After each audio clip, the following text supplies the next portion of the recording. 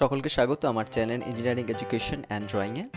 সবার প্রথমে বলে রাখি, যারা আমার চ্যানেলে নতুন তারা অবশ্যই চ্যানেলটিকে লাইক, কমেন্ট, শেয়ার এবং সাবস্ক্রাইব করো নতুন নতুন ইঞ্জিনিয়ারিং ড্রয়িংয়ের উপরে ভিডিও পাওয়ার জন্য। আজকে আমাদের অর্থোগ্রাফিক প্রজেকশনের 6 কোশ্চেনটা আমরা দেখে নেব।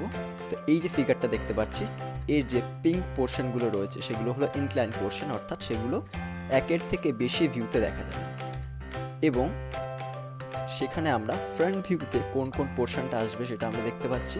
পিঙ্ক পোর্শনটা অবশ্যই আসবে এবং তার সাথে আমরা যে লাইট ব্লু কালারের যে পোর্শনটা দেখতে পাচ্ছি সেটা আমাদের আসবে।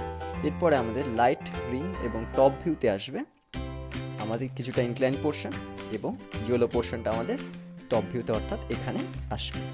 তো এরপরে আমরা দেখতে পাচ্ছি যে আমাদের সবার প্রথমে ফ্রন্ট ভিউয়ের জন্য টোটাল যে লেন্থটা সেটা আমরা নিয়ে নিচ্ছি এখানে, এবং যদি এখানে আমাদের ফ্রন্ট ভিউ কোনটা এবং সাইড ভিউ কোনটা সেটা আমরা না বুঝতে পারি, তাহলে আমরা সেটা যেদিকের লেন্থটা বড় হবে সেটাকে আমরা ধরে নেব। এরপরে আমরা টোটাল হাইটটা দেখতে পাচ্ছি এখানে 35 এবং বেসটা রয়েছে, সেই বেসটা 20 এবং ওখানে 35, অর্থাৎ টোটাল 55 আমাদের হাইট।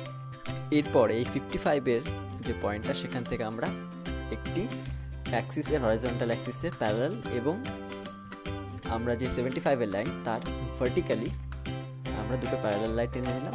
এর ফলে আমাদের একটি বক্স ক্রিয়েট হয়ে গেল।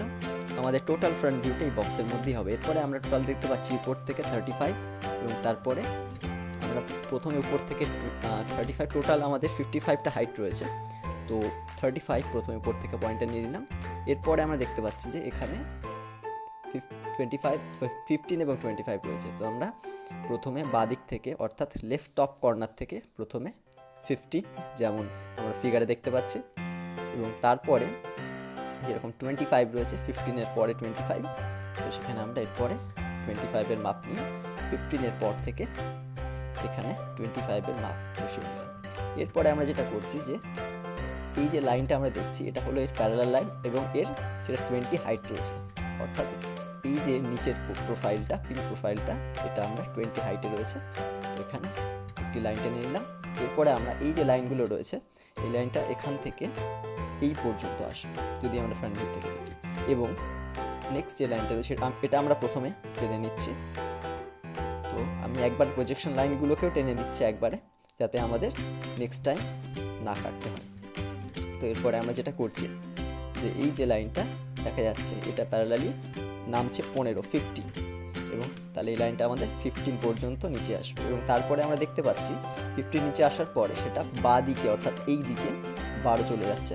তো এইদিকে 12 এটা অ্যাক্সিসের সাথে হরিজন্টালি আমরা টেনে নিলাম এবং প্রজেকশন লাইনটা একবারে টেনে দিলাম। তো যেহেতু 12 মাপ রয়েছে, ডাইমেনশন 12 রয়েছে, তাই আমরা এখানে এদিক থেকে 12 কেটে নিলাম এবং সেখান থেকে আমরা দেখতে পাচ্ছি পয়েন্টটা থেকে আমাদের একদম নিচ পর্যন্ত অর্থাৎ 20-র যে প্রোফাইলটা সেই পর্যন্ত চলে আসছে। তো এরপরে আমাদের নেক্সট দেখতে পাচ্ছি যে এই দিক থেকে 15 অর্থাৎ এই পর্যন্ত আমরা একটি প্রোফাইল রয়েছে যেটা আমাদের মেটাল নিয়ে যে জায়গাটা সেটা আমরা করে নিচ্ছি 15, এবং সেই 15 এখান থেকে আমাদের যদি ফ্রন্ট ভিউ থেকে দেখি তাহলে আমরা এখানে একটা হিডেন লাইন দেখতে পাবো। তাই আমরা এখানে আমরা জানি যেখানেই আমাদের মেটাল থাকে না সেই সব জায়গাগুলোকে, যেসব লাইনগুলোকে আমরা দেখতে পাই না সেটা হিডেন লাইনের মাধ্যমে ডিনোট করি। তো এখানে আমরা যেটা করছি যে আমাদের যেটুকুনি পোর্শন আমরা ফ্রন্ট ভিউতে দেখতে পারবো বা যে লাইনগুলো আমরা দেখতে পারবো সেগুলোকে আমরা হাইলাইট করে নিচ্ছি, এবং যেগুলোকে দেখতে পারবো না সেগুলোকে আমরা হাইলাইট করছি না, অর্থাৎ সেগুলোকে ডটেড লাইনের মাধ্যমে দেখাচ্ছি। যেখানে লাইন আছে সেগুলো আমরা ফ্রন্ট ভিউ থেকে দেখতে পারবো না, সেগুলোকে আমরা ডটেড লাইনের মাধ্যমে দেখাচ্ছি। তো এটা আমাদের ফ্রন্ট ভিউ কমপ্লিট হয়ে গেল। এরপরে আমরা রাইট হ্যান্ড সাইড ভিউতে যাচ্ছি। টোটাল এখানে 65 রয়েছে, টোটাল লেন্থটা এখানে আমরা 65 নেব।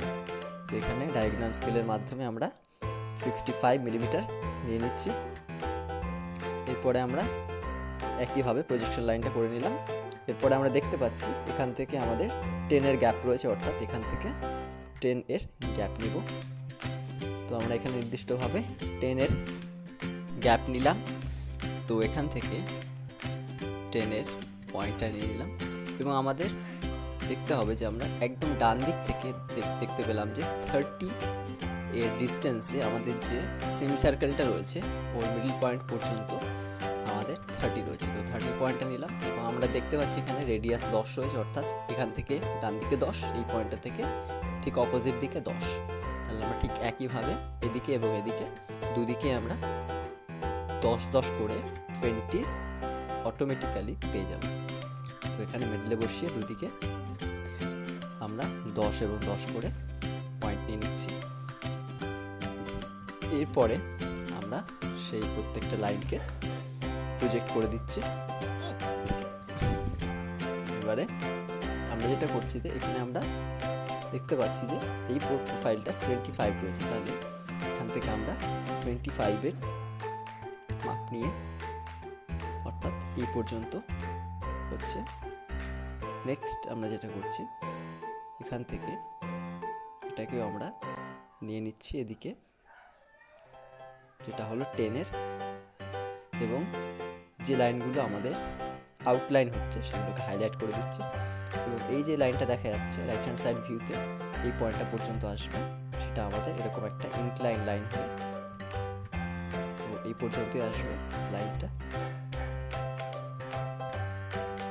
এবং আমরা এই যে নির্দিষ্ট লাইনগুলো এগুলোকেও সাইড ভিউ থেকে দেখতে পারবো, তার জন্য আমরা করে দিলাম। এবং এই যে নতুন যে দুটো পয়েন্ট পেলাম সে দুটো প্রজেকশন করারই ওই জন্য দুটোকে প্রজেক্ট করে নিলাম। এটা আমাদের সেন্টার লাইন আমরা সাধারণত ডটেড চেন লাইনের মাধ্যমে করে থাকি। এটা আমাদের হয়ে গেল আমাদের রাইট হ্যান্ড সাইড ভিউ, এবং প্রত্যেকটা যে প্রজেকশন লাইন সেগুলোকে আমরা 90 ডিগ্রি হরাইজন্টালি প্রজেক্ট করে দিচ্ছি। এবং এই প্রজেকশন লাইনগুলোর মাধ্যমেই আমরা জানি যে আমাদের টপ ভিউটা তৈরি হবে। এখানে আমাদের এই দুটো পয়েন্ট যেটা আমরা করিনি সেগুলোকেও প্রজেক্ট করে দিলাম একে একে।